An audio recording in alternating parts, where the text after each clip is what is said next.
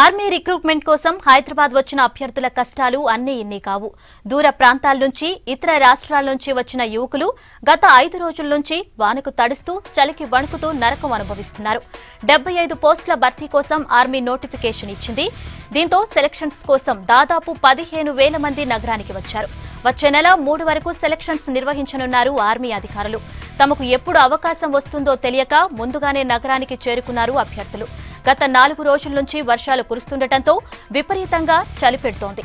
అయినా వానకు తడుస్తూ చలికి వణుకుతూ ఫుట్పాత్లపైనే పడుకుంటున్నారు అభ్యర్థులు. అధికారులు కనీస సదుపాయాలు కూడా కల్పించలేదని అంటున్నారు.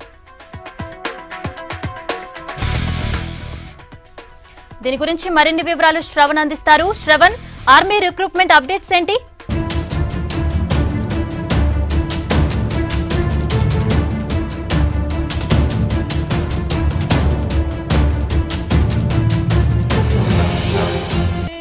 ఇండియన్ ఆర్మీలో పనిచేసేందుకు దాదాపుగా ఇండియాలో ఉన్నటువంటి అన్ని రాష్ట్రానికి సంబంధించినటువంటి యువత హైదరాబాద్కి రావడం జరిగింది.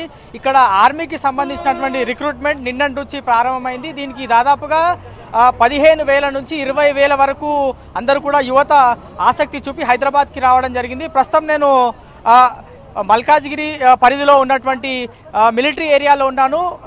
దాదాపుగా 15,000 నుంచి 20,000 మంది యువత దేశవ్యాప్తంగా హైదరాబాద్కి రావడం జరిగింది. ఈ యువత అందరూ కూడా ఇక్కడ నిర్వహించేటువంటి రన్లో పాల్గొన్నారు. నిన్న ఆంధ్రప్రదేశ్, తెలంగాణ సంబంధించినటువంటి రాష్ట్రాలకు నిన్న పరీక్ష జరిగాయి. దాంట్లో దాదాపుగా 20,000 మంది దీనికి రిక్రూట్మెంట్కి హాజరయ్యారు. ప్రస్తుతం మనం విజువల్లో చూడవచ్చు. వీరందరూ యువత కూడా ఉత్తరప్రదేశ్, మహారాష్ట్ర, రాజస్థాన్కి సంబంధించిన వారు వేల సంఖ్యలో ఇక్కడికి చేరుకోవడం జరిగింది. ఇవాళ దాదాపుగా 7,784 మంది యువత కూడా ఇవాళ ఈ రిక్రూట్మెంట్కి హాజరవ్వడం జరిగింది. వీరందరూ నిరుద్యోగులే. చాలా వరకు కూడా అంటే గత 5 రోజుల నుంచి కూడా వీరు రోడ్లపైనే పడిగాపలు కాస్తున్నారు. వీరికి కనీస సదుపాయాలు కూడా ఎవరూ కల్పించలేరని వీరందరూ కూడా ఆరోపిస్తున్నటువంటి పరిస్థితి.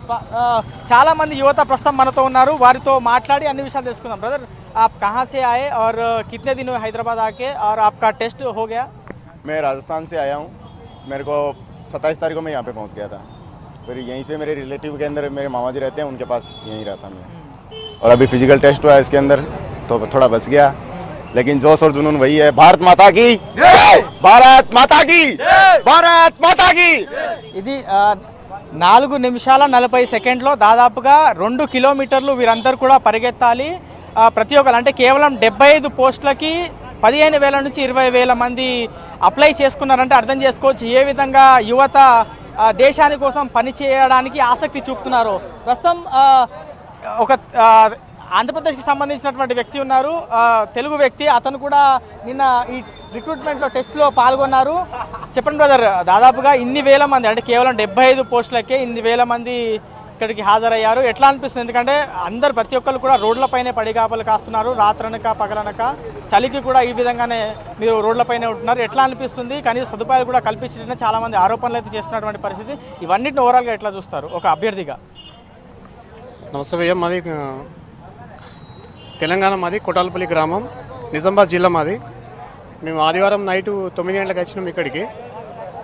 నిన్న మధ్యాహ్నం కొంచెం గొడవై నిన్న మధ్యాహ్నం క్యాన్సిల్ అయిపోయింది. నైట్ ఇక్కడనే ఉన్నాను. ఈరోజు మార్నింగ్ రన్నింగ్ అయింది. భయ్య ఇక్కడ ఏముందంటే 1.5 కిలోమీటర్న్నర 5 నిమిషాలన్నరలో కొట్టాలా, 5 నిమిషాల 30 సెకండ్లు.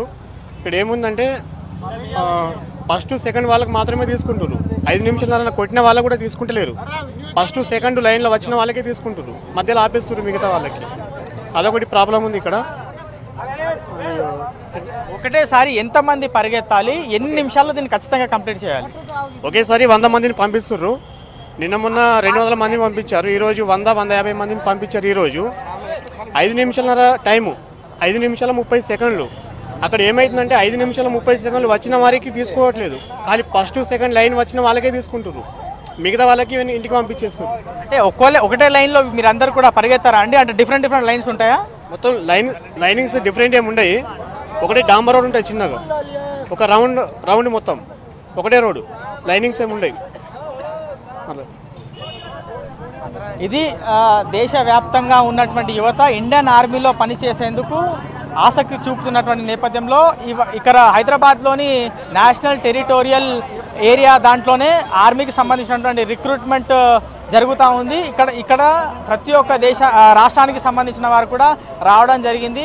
ఎన్ని కష్టాలు వచ్చినప్పటికీ కూడా ఇండియన్ ఆర్మీలో పనిచేయడమే మా ధ్యేయం అని వీరందరూ చెప్తున్నటువంటి ఒకసారి నేను విజువల్లో చూపిస్తున్నాను. రోడ్డు పైన ఏ విధంగా వాళ్ళు పడికాపలు కాస్తున్నారు, రోడ్డు పైనే తింటున్నారు, రోడ్డు పైనే పడుకుంటున్నటువంటి పరిస్థితి. దాదాపుగా 5 రోజుల నుంచి సేమ్ ఇదే సిచ్యువేషన్ ఇక్కడ నెలకొందని చెప్పుకోవచ్చు. మౌలాలీలో ఉన్నటువంటి మెయిన్ రోడ్డు పైనే అంటే మనము చూడొచ్చు గత 3 నుంచి 4 రోజుల్లో భారీగా వర్షాలు కురుస్తున్నాయి. పెద్ద ఎత్తున చలి ఏ విధంగా ఉన్నది ప్రతి ఒక్కరూ చూడాల్సినటువంటి చలి తీవ్రతతో ఇంట్లో ఉన్న వాళ్ళే భయపడాల్సినటువంటి పరిస్థితి నెలకొంది. కానీ రోడ్లపైనే వీరందరూ కూడా ఆ చలిని తట్టుకొని ఖచ్చితంగా ఎన్ని కష్టాలైనా మేము ఫేస్ చేసి ఇండియన్ ఆర్మీలో మా రిక్రూట్మెంట్ని మేము పాస్ అయ్యి ఖచ్చితంగా ఇండియన్ ఆర్మీకి పనిచేసేందుకు మేమందరం సిద్ధంగా ఉన్నామని వీరు చెప్తున్నటువంటి పరిస్థితి. కానీ కొంతమంది మాత్రం చాలా దీనిపై ఆరోపణలు చేస్తున్నారు. ఎందుకంటే మేము దేశవ్యాప్తంగా ఉన్నటువంటి వాళ్ళం అందరం కూడా ఇక్కడికి వచ్చాం రిక్రూట్మెంట్ చేస్తున్నప్పటికీ కనీస సదుపాయాలు, ఎందుకంటే మేము డబ్బులు కూడా తీసుకురాలేదు, పేదవాళ్ళం, పేద కుటుంబానికి సంబంధించిన వాళ్ళం హైదరాబాద్కి రావడం జరిగి ట్రైనింగ్ కోసం రోజులు గడుస్తున్నప్పటికీ కూడా మాకు కనీసం సదుపాయాలు లేవు. కనీసం ఉండడానికి ఒక చిన్న షెల్టర్ ఏర్పాటు చేయాల్సి ఉండే, కానీ ఇప్పటి వరకు ఏమీ మాకు చేయలేదు, మేము రోడ్లపైనే ఉంటున్నామని చాలామంది చెప్తున్నటువంటి పరిస్థితి. కొంతమందికి మాత్రమే వాళ్ళు బంధువులు ఇక్కడ ఉంటే వాళ్ళు ఇంట్లోనే ఉంటున్నారు, కానీ మిగతా వాళ్ళు మాత్రం అందరూ కూడా రోడ్లపైనే పడిగాపలు కాస్తున్నారు, వానకి నానుతున్నారు, ఎండకి ఎండుతున్నారు, చలి తీవ్రతను కూడా తట్టుకొని వాళ్ళందరూ కూడా రోడ్లపైనే ఉన్నటువంటి పరిస్థితి. ఇవన్నిటినీ ఖచ్చితంగా అంటే బార్డర్లో పనిచేసేందుకు ఇవన్నీ కూడా ఖచ్చితంగా ఉండాలి. ఇది కూడా ఒక టెస్ట్లో భాగమని ఎక్స్పర్ట్ చెప్తున్నప్పటికీ, పెద్దవాళ్ళు చెప్తున్నప్పటికీ కూడా కొంతమంది మాత్రం దీనిపైన ఆరోపణలు చేస్తున్నటువంటి పరిస్థితి. ఈ ట్రైనింగ్ కాస్త అంటే నిన్న ప్రారంభమైంది. నిన్న ఆంధ్రప్రదేశ్, తెలంగాణకు సంబంధించిన వారు నిన్న ట్రైనింగ్లో అంటే రిక్రూట్మెంట్ టెస్ట్కి రావడం జరిగింది. ఇవాళ రాజస్థాన్, మహారాష్ట్రకు సంబంధించిన వాళ్ళు రిక్రూట్మెంట్కి హాజరయ్యారు. రేపు అంటే ప్రతిరోజు 2 రాష్ట్రాలకు సంబంధించిన వారికి ఇక్కడ టెస్ట్ నిర్వహిస్తారు. ఈ టెస్ట్ కాస్త 3వ తారీఖు వరకు కొనసాగే అవకాశం ఉంది. ప్రతిరోజు కూడా వేలాది సంఖ్యలో యువత ఇక్కడికి హాజరయ్యి ఇండియన్ నేవీలో పనిచేసేందుకు, తమ ప్రాణాలను అర్పించేందుకు దేశం కోసం మేమందరం సిద్ధంగా ఉన్నామని ఇక్కడ యువత అయితే చెప్తున్నటువంటి పరిస్థితి. Madhuri. Okay, thank you Shravan.